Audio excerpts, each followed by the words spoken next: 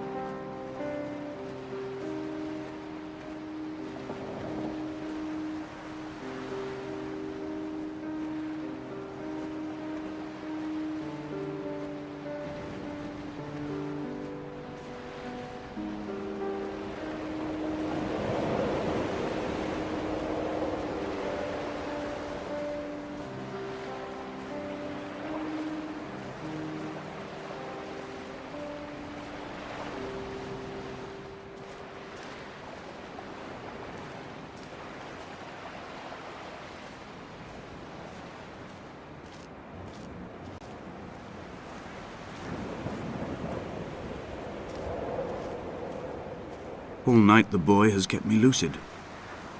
I sat, when I was at the very edge of despair, when I thought I would never unlock the secret of the island, I sat at the edge, and I watched the idiot boy blink through the night.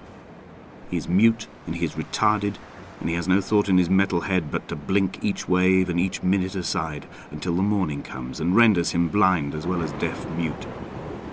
In many ways, we have much in common.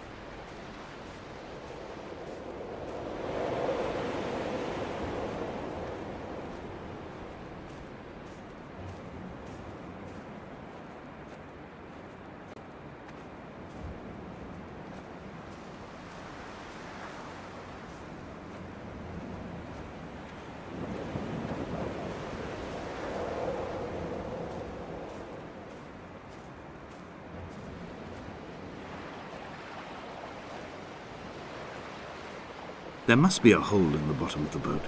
How else could new hermits have arrived?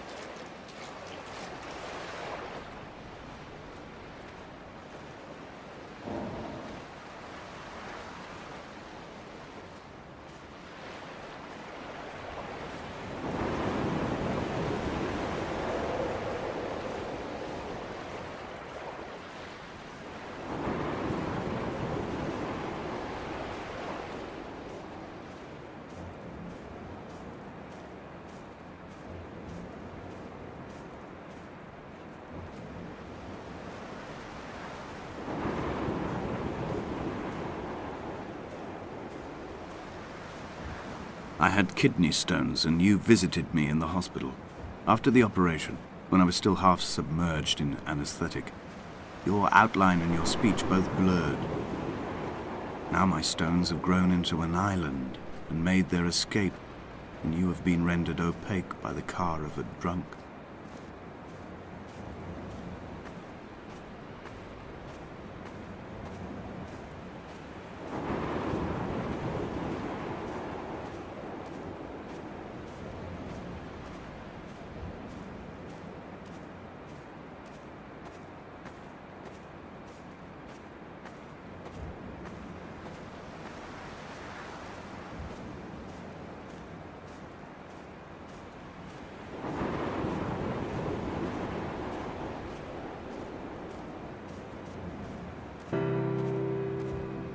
I've begun my ascent on the green slope of the western side.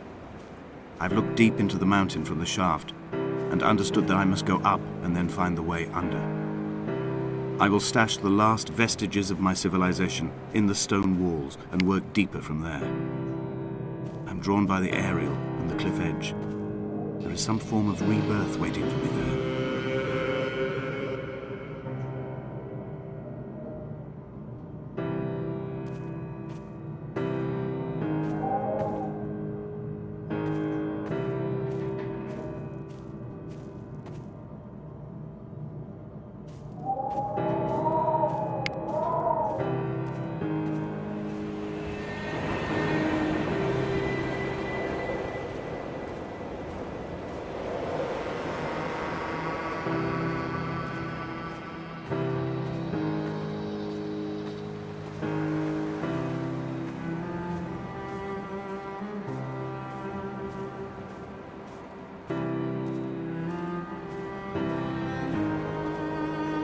The bothy was constructed originally in the early 1700s. By then, shepherding had formalized into a career. The first habitual shepherd was a man called Jakobsen, from a lineage of migratory Scandinavians. He was not considered a man of breeding by the mainlanders. He came here every summer whilst building the bothy, hoping eventually that becoming a man of property would secure him a wife and a lineage. Donnelly records that it did not work. He caught some disease from his malcontented goats and died 2 years after completing it. There was no one to carve white lines into the cliff for him either. My heart is landfill. these false dawns waking into the still never light. I sweat for you in the small hours and wrap my blankets into a mass. I've always heard the waves break on these lost shores, always the gulls forgotten. I can lift this bottle to my ear, and all there ever is for me is this Hebridean music.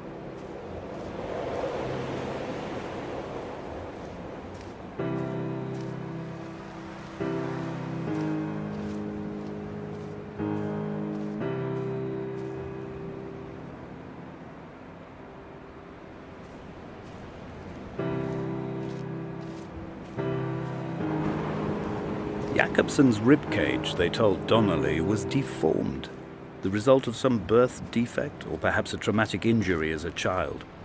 Brittle and overblown it was, and desperately light. Perhaps it was this that finally did for him, unable to contain the shattering of his heart. In half-light, his skeleton a discarded prop, a false and calcified seabird.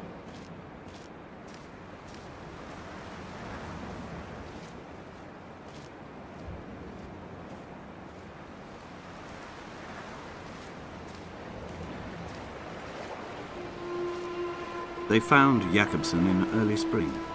The thaw had only just come.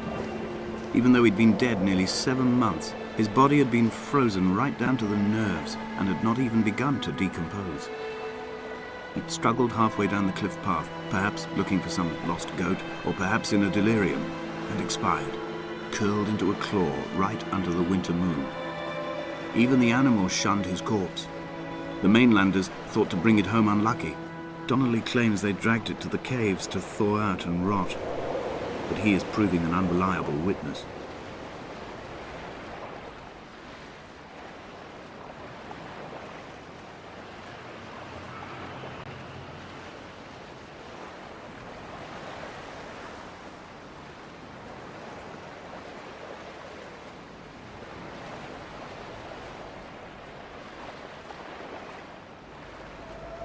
Climbing down to the caves, I slipped and fell and have injured my leg.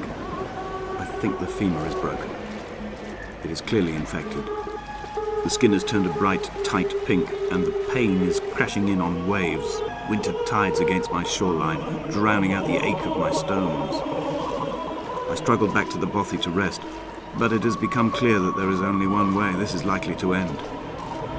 The medical supplies I looted from the trawler have suddenly found their purpose. They will keep me lucid for my final ascent.